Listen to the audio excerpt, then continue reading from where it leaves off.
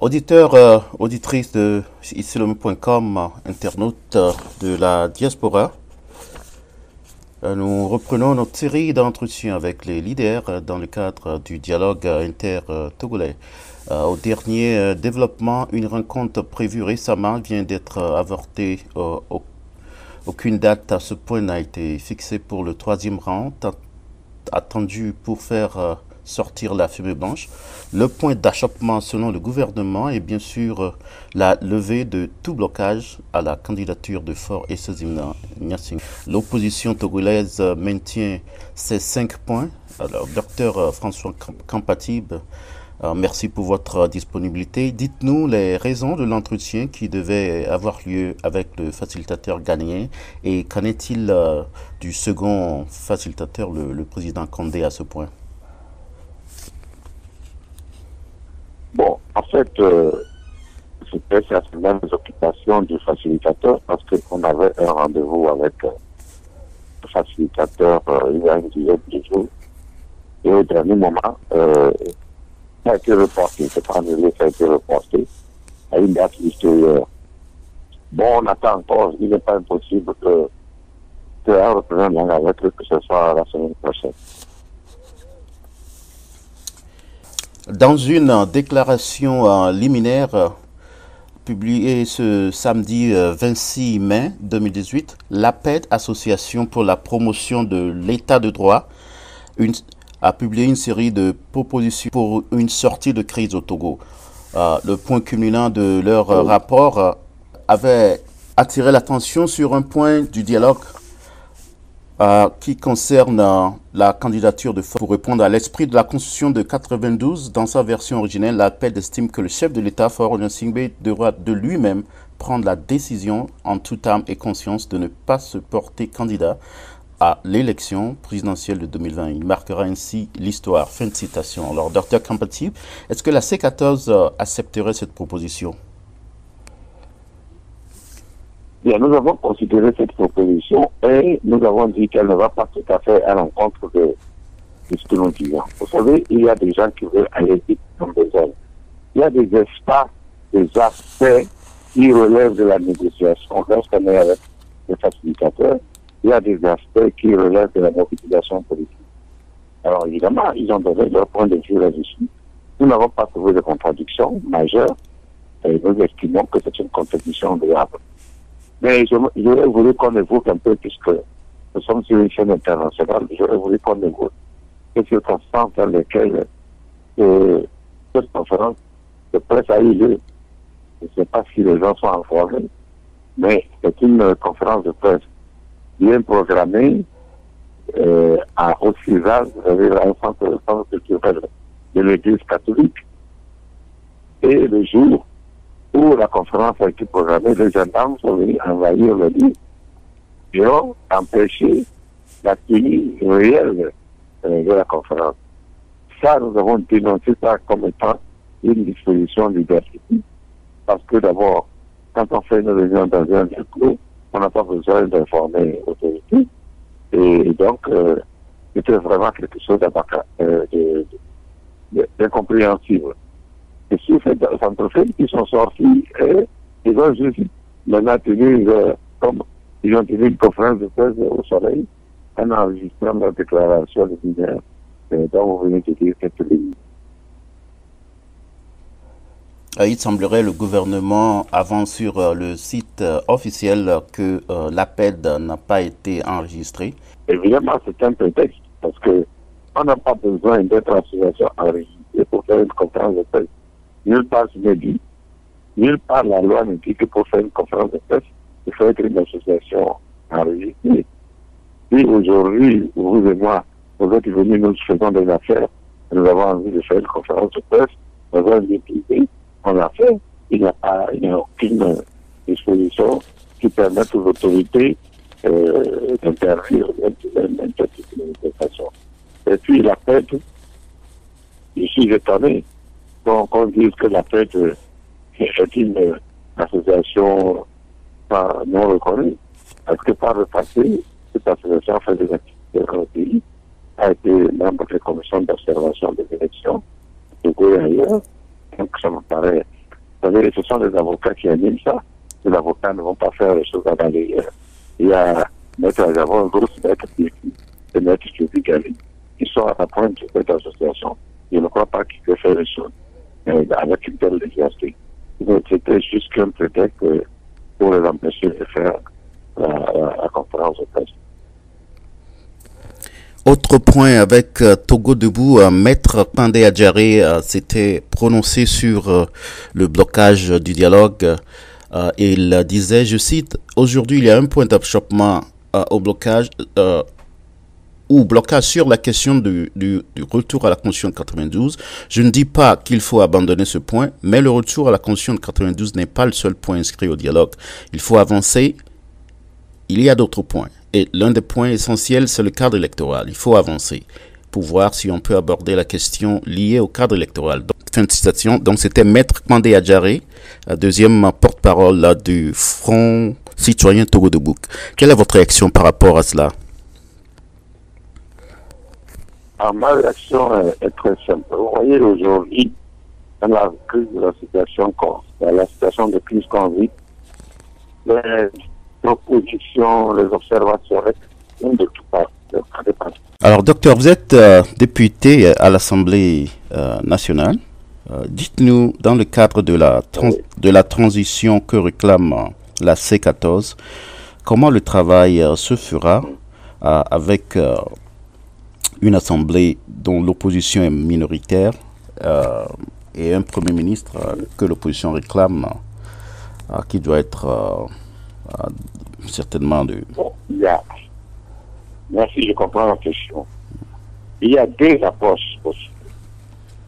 En fait, ce que nous faisons résultera d'un accord politique. Lorsqu'il y a un accord politique, c'est un accord consensuel entre les deux parties. À ce moment-là, les éléments de la Constitution qui doivent être réunis repassent à l'Assemblée. Il entérine simplement. À ce moment, on n'a pas besoin de débat contradictoire, etc. On entérine les résultats de l'accord politique. Parce que l'accord politique ne décrit pas en détail les textes de loi.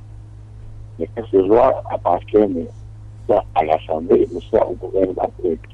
Quand on aura un consensus, on pose ça le problème. Là, c'est une condition première. Ça veut dire qu'on maintient le Parlement actuel jusqu'à l'élection électorale de 2020.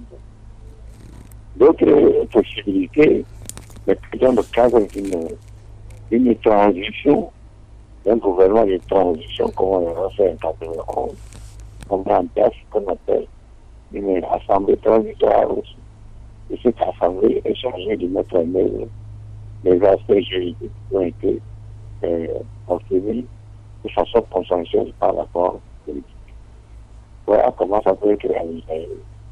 Bon, maintenant, on ne va pas encore très clair comment ça va se passer. Mais je pense que la C14 souhaite que le poste de Premier ministre revienne à l'opposition, ou est-ce qu'elle est disposée à ce que le Premier ministre soit consensuel? Au niveau de la C14, nous n'en sommes pas de question de bavecage, on va jusqu'au le parce que ce serait la meilleure façon de se discuter. Nous posons le principe d'une transition, d'abord, de ça. Et ensuite, cette transition-là, elle se fera fort ou avec fort. Et ça, ce sont des aspects qui sortiront de la négociation. Et c'est de là maintenant de l'accord. On verra de quoi ça relève.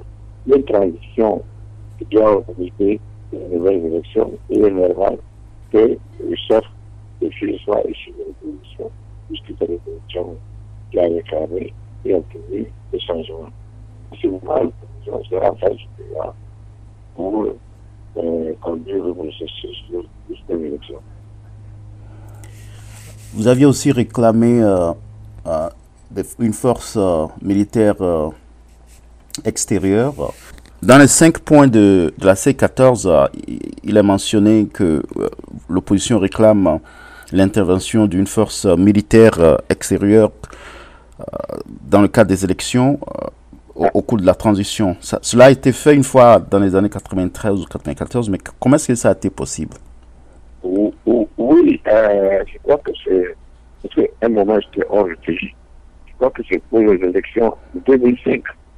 2005. Comme il y avait eu finalement, ce n'était pas des forces d'intervention, c'était des observateurs militaires venus du Burkina, des pays voisins.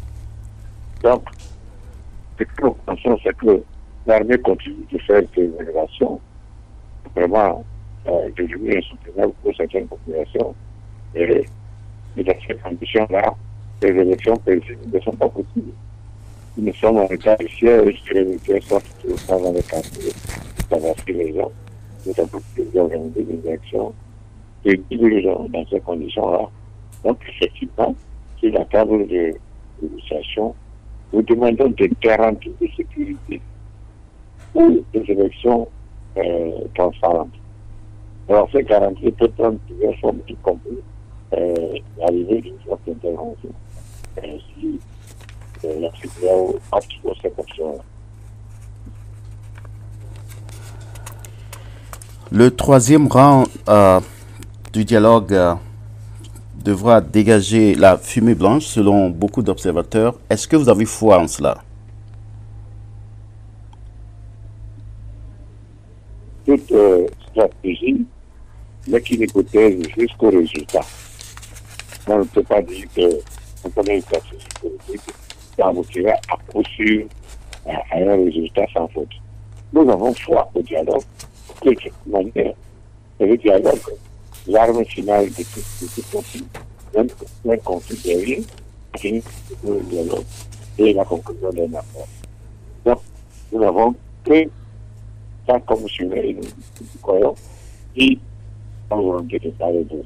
On n'observe pas encore de bonne volonté de la part du pouvoir, et nous estimons que les médiateurs, les facilitateurs sont là pour jouer leur rôle.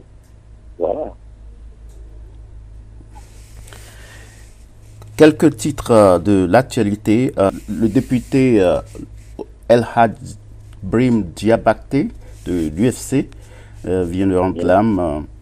Il a été félicité par beaucoup de ses collègues pour ses interventions en faveur de la population de Mango. Alors, vous étiez collègue, vous l'aviez beaucoup connu. Qu'est-ce que vous avez à dire sur El Hadj Brim Diabate? Oui, je dois d'abord, encore une fois, présenter mes condoléances à ma famille.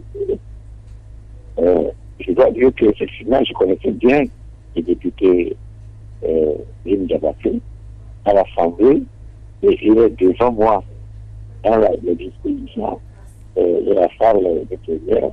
À chaque fois qu'on avait plénière, il était devant moi, et comme il était très âgé, bon, je regarde un des choses, et on était très très proches.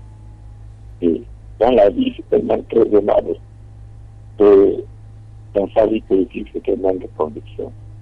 Il n'a jamais changé d'un état ce qu'il pensait depuis.